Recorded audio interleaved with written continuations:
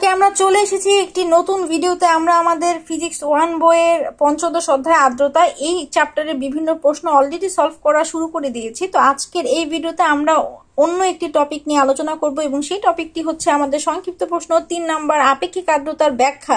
অর্থাৎ আপেক্ষিক আর্দ্রতা এই ব্যাপারটা আসলে কি, এবং অতি সংক্ষিপ্ত 4 নাম্বার, কোন স্থানের আপেক্ষিক আর্দ্রতা 60% বলতে কি বোঝায়। এই দুটো প্রশ্ন আমরা সলভ করে ফেলবো ইনশাল্লাহ।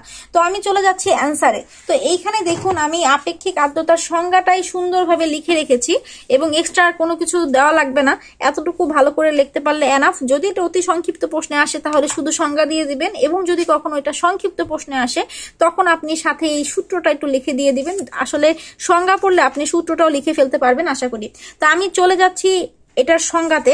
এখানে লেখা আছে কি সেটা একটু ভালো করে দেখেন, যে কোন নির্দিষ্ট তাপমাত্রা ও চাপে, তার মানে কি কি নির্দিষ্ট থাকতেছে, আমাদের তাপমাত্রা টি এবং আমাদের চাপ পি যদি নির্দিষ্ট থাকে, তাহলে বায়ুতে যে পরিমাণের জলীয় বাষ্প থাকে, তাহলে আমি একটা সিস্টেম চিন্তা করে নেই।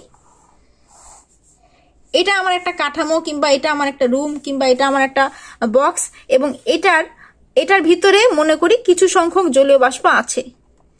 জলীয় বাষ্প পরিমাণ আমি যতগুলো ফোঁটা ফোঁটা দিয়েছি এই পরিমাণের জলীয় বাষ্প আছে।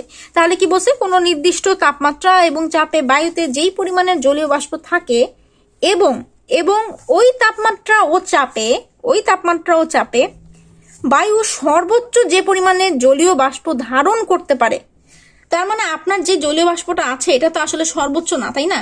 এমনও হইতে পারে যেটা আপনার নর্মাল একটা হালকা একটা জলীয় বাষ্প আছে, কিছু জলীয় বাষ্প আছে, ফুল জলীয় বাষ্প নাই, কিন্তু ওর ধারণ ক্ষমতাটা কি, ওর ধারণ ক্ষমতা হয়তো বা অনেক বেশি।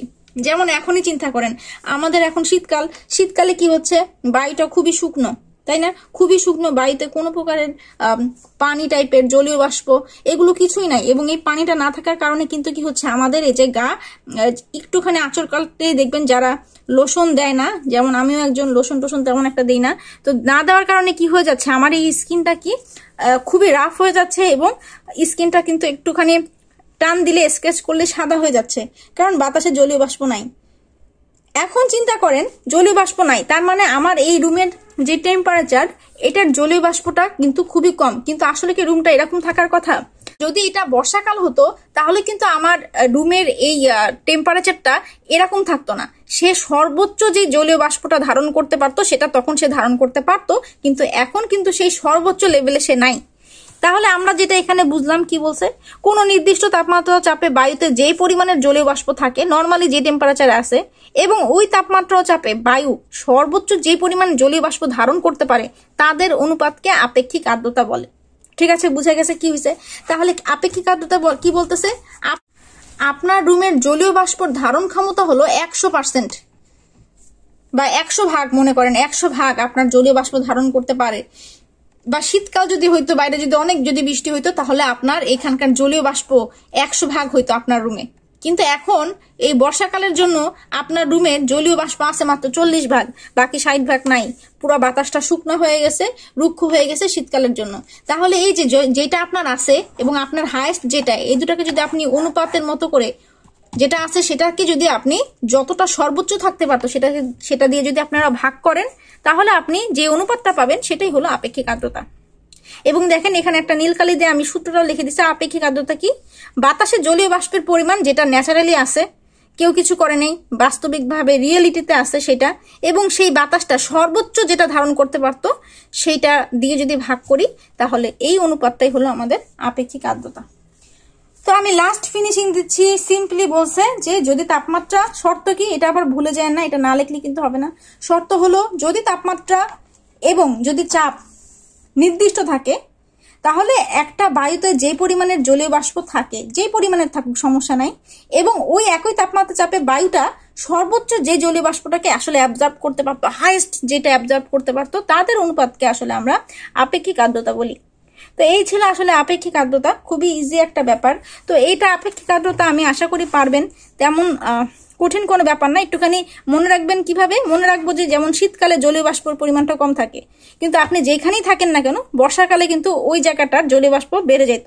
তার মানে প্রত্যেকটা স্থানেরই জলীয় বাষ্প চেঞ্জ হতে থাকে, এবং প্রত্যেকটা স্থানেরই কি একটা সর্বোচ্চ জলীয় বাষ্প ধারণ ক্ষমতা আছে। সব জায়গারই। এখন যদি আমি এটা হাত দিয়ে যদি এখানে একটা বক্স বানাই, এটারও কিন্তু একটা সর্বোচ্চ, এই জায়গাটুকুরও একটা সর্বোচ্চ জলীয় বাষ্প ধারণ ক্ষমতা আছে। তাহলে যেটা ন্যাচারালি আছে সেটাকে যদি আমরা সর্বোচ্চটা দিয়ে যদি ভাগ দিই, তাহলে আমরা কি পেয়ে যাব? তাহলে আমরা আপেক্ষিক আর্দ্রতা পেয়ে যাব। তো এটার সাথে সাথে আমাদের পড়ে নেওয়ার কথা ছিল আরেকটা কোশ্চেন, সেটা হলো কোন স্থানের আপেক্ষিক আর্দ্রতা 60% বলতে কি বোঝায়, এই কোশ্চেনটা। তো আপেক্ষিক আর্দ্রতা 60% বলতে কি বোঝায়, এটা আমি আসলে অলরেডি লিখে ফেলেছি এখানে, হ্যাঁ, কিন্তু এখানে আমি 60%-এর কাহিনী বর্ণনা না দিয়ে 40%-এর কাহিনী বর্ণনা দিছি। একই জিনিস, কোন স্থানের আপেক্ষিক আর্দ্রতা 60% বলতে বোঝায় যদি ওই স্থানের সর্বোচ্চ বাষ্প ধারণ ক্ষমতা কি হয়, 100 ভাগ হয়, তার 60 ভাগ বাষ্প ওই স্থানে উপস্থিত আছে। বুঝা গেছে? তা আমরা জানি আসলে 60%-কে আমরা কিভাবে লিখবো। 60%-কে আমরা লিখি আসলে 60/100, এবং আমাদের আপেক্ষিক আর্দ্রতার সূত্র এটা, উপরে একটা ভাগ নিচে একটা। উপরে কোনটা, যেটা আমার উপস্থিত আছে, এবং নিচে কোনটা, যেটা আমার সর্বোচ্চ, রিয়েলিটি ভাগ সর্বোচ্চ, তাই তো? তাহলে আমার 60% মানে 60% মানেই এটা। যদি ওই স্থানের সর্বোচ্চ বাষ্প ধারণ ক্ষমতা আমার 100 ভাগ হয়, তাহলে আসলে 100 ভাগ তো নাই, কত ভাগ আছে? 60 ভাগ আছে। এর জন্যই বলা আছে 60%। বাকি 40%-এর ওই জায়গাটা ফাঁকা, 40% ওর নাই, ঠিক আছে? এর জন্যই আসলে আপেক্ষিক আর্দ্রতা কত হয়েছে? 60% হয়েছে। যদি ফুল থাকতো তাহলে আর আপেক্ষিক আর্দ্রতা বের করতে পারতেন না। ফুল থাকলে তখন আমরা বলতাম সম্পৃক্ত বাষ্পচাপ। আগের ভিডিওতে আমরা সম্পৃক্ত বাষ্পচাপ বলেছিলাম না? যদি সর্বোচ্চটাই থেকে যায় তাহলে সেটাকে আমরা কি বলি? সম্পৃক্ত বাষ্পচাপ। যদি 100-100ই থাকতো তখন আসলে সেটা হয়ে যেত সম্পৃক্ত বাষ্পচাপ। তো এই ছিল আপেক্ষিক আর্দ্রতা নিয়ে খুঁটিনাটি। তো আমি আশা করি যে আপেক্ষিক আর্দ্রতা নিয়ে যদি এই দুটো কোশ্চেনের মধ্যে যে কোনো একটি কোশ্চেন এসে পড়ে আপনারা খুব ইজিলি সলভ করতে পারবেন। তো এই ছিল আমাদের চ্যাপ্টার। তো নেক্সট ভিডিওতে আমরা এই চ্যাপ্টারের আর একটি মাত্র রচনামূলক প্রশ্ন আছে, যেটি খুব খুব খুব ইম্পর্টেন্ট।